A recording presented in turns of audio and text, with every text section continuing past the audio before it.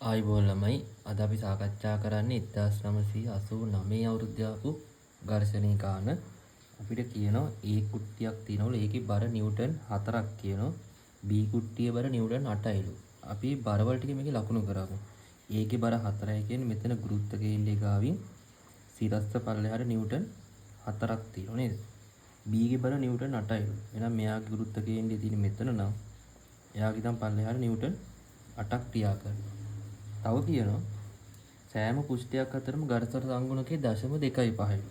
ඒ කියන්නේ පුෂ්ඨ ගුහා මෙතන ඇතිලෙන පුෂ්ඨයක් තියෙනවා. ආයි මෙතන ඇතිලෙන පුෂ්ඨයක් තියෙනවා.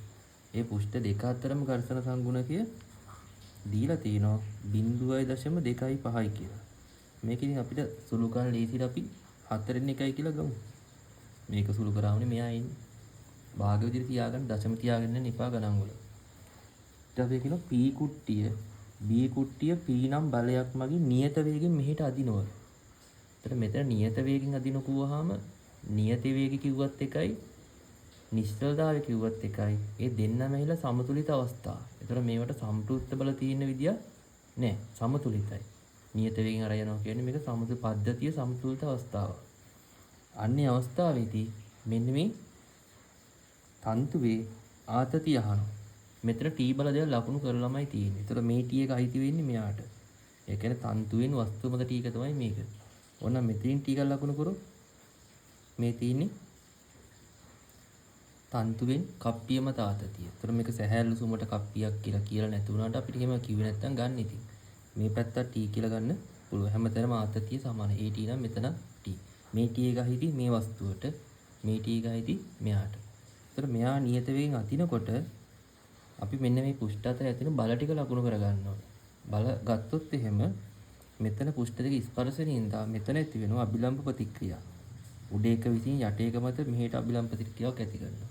ඒතර යට එකෙන් උඩ එක මත එන උඩට අභිලම්බ ප්‍රතික්‍රියාව. ඒක R1 R2. මෙතනයි පොළව ගත්තොත් පොළව මත එන පල්ලෙහාට R2 උඩටත් එනවා R2 කියලා අභිලම්බ ප්‍රතික්‍රියා දෙක එනවා. ඒතර මේ වස්තුව මෙහෙට යනකොට මෙයා මත ඝර්ෂණයක් ක්‍රියා කරනවා මෙතෙන්දී මේ දිශාවට. මෙතන ගත්තොත් මේ B මෙහෙට යනකොට ඒ චලිත වෙන්නේ අර පැත්තට. එහෙට චලිත වෙනවා ඊට විරුද්ධ පැත්තට. එයා මත ඝර්ෂණයක් එනවා මේ පැත්තට. ඒතර නිව්ටන්ගේ තුන්වෙනි නියමය අනුව මීට සමාන ඝර්ෂණයක් එනවා මේ වස්තුව මත මේ පැත්තට. මම මෙතන ඝර්ෂණ බලය ගන්නම් F1 කියලා. එහෙනම් මෙයත් F1ම තමයි. ක්‍රියාපතික්‍රියා යුගල. ආයි මෙතන ගත්තොත් මේක පොළවෙන් මේකම ඇති වෙන්නේ. මේක අපි ගමු F2 කියලා. ඒක වෙනස්. ඒතර පොළොව මත ඕනනම් මේ පැත්තට ඇති වෙනවා ඝර්ෂණය. ඒක නම් වැදගත් නෑ අපිට ගාන හදන්න. දැන් අපිට මේ T නේ හොයන්න කියන්නේ. අපිට ඕනම් පුළුවන්. ඒතර මේ A වස්තුව මතයි B වස්තුව මතයි කියාගෙන ඔක්කොම බල අපි ලකුණු කරලා ඉවරයි. අපිට පුළුවන් මෙන්න මේ ඝර්ෂණ බලය හොයන්න පුළුවන් ඕන නේද? අපිට A ගේ සිරස් බල සමතුලිතව ගමුකෝ. තාව ගත්තොත් A මත උඩට ඉන්නෝ R1. පල්ලෙහාට ඉන්නෝ නිව්ටන් 4. එහෙනම් මේක සමතුලිතින්ද උඩට තියෙන බල පල්ලෙහාට තියෙන බල වලට සමාන ගන්න පුළුවන්. ඔන්න R1 හොයාගත්තා. දැන් පුළුවන් මේ ඕනනම් මේ ඝර්ෂණ බලය හොයන්න පුළුවන් අපි අභිලම්බ ප්‍රතික්‍රියාව දන්න හින්දා. අපි ලියන F සමානයි μ r. ඝර්ෂණ සූත්‍රය. ඒතර ඝර්ෂණ සංගුණකයේ 4න් 1යි. අභිලම්බ ප්‍රතික්‍රියාව අපි R1 හොයාගත්තා 4ක් කියලා. ඒතර මෙයාට කැපුණාම අපිට F1 එනවා නිව්ටන් 1ක් කියලා.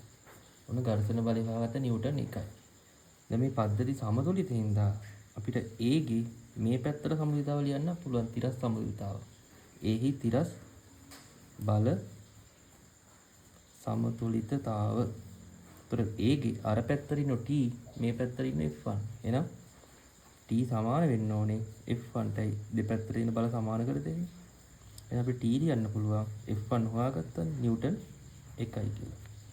ඔන්න අපි ආතතිය හෙව නිව්ටන් 1යි. එහෙනම් මෙතනත් නිව්ටන් 1යි මෙතනත් නිව්ටන් 1යි. ඒතර තන්තු යාති ආලතියින්ද ආතතිය නිව්ටන් 1යි කියලා අපිට ගන්න පුළුවන්. මේකේ අපිට තව අහන්න පුළුවන් දෙයක් තමයි මෙන්න මේ P ගේ බලය අහන්න පුළුවන්. මේ නියත දෙන P බලයේ අගය අහන්න පුළුවන්. ඒක හෙව්වොත් අපිට ලියන්න වෙන්නේ කාගේ සමතුලිතතාවයද? අපිට ලියන්න වෙනවා B ගේ තිරස් බල සමතුලිතතාව. එහෙම ලියනවා නම් අපි F1යි F2යි හොයා ගන්නවා. අපි F1 දන්නවා. T දන්නවා. හැබැයි F2 දන්නේ නැහැ. එහෙනම් F2 හොයා ගන්න ඕන මෙතන ඇතින ඝර්ෂණ බලය. මේ ඝර්ෂණ බලය හොයන්න කලින් අපි මෙතන අභිලම්බ ප්‍රතික්‍රියාව හොයා ගන්න ඕන. ඒ කියන්නේ R2. R2 යන්න පුළුවන් අපිට B ගේ සිරස් බල ලියන්න. සමතුලිතතාව. අපිට B ගේ සිරස් බල සමතුලිතතාවය ලියුවොත් B මත උඩට ඉන්නවා R2. පල්ලෙහාට ඉන්නවා නිව්ටන් 8යි R1 උයි. අපි R1 හෙව්වනේ. R1 අපිට ආවේ නිව්ටන් 4යි කියලා.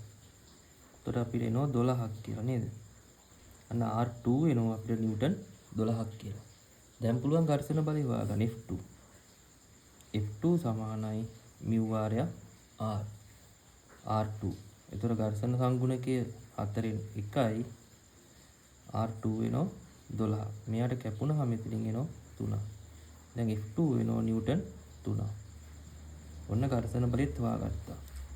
දැන් පුළුවන් අපිට P හොයන්න B ගේ තිරස් බල සමතුලිතතාව. ඒතර P ගේ මේ පැත්තට ඉන්න P කියන බලය.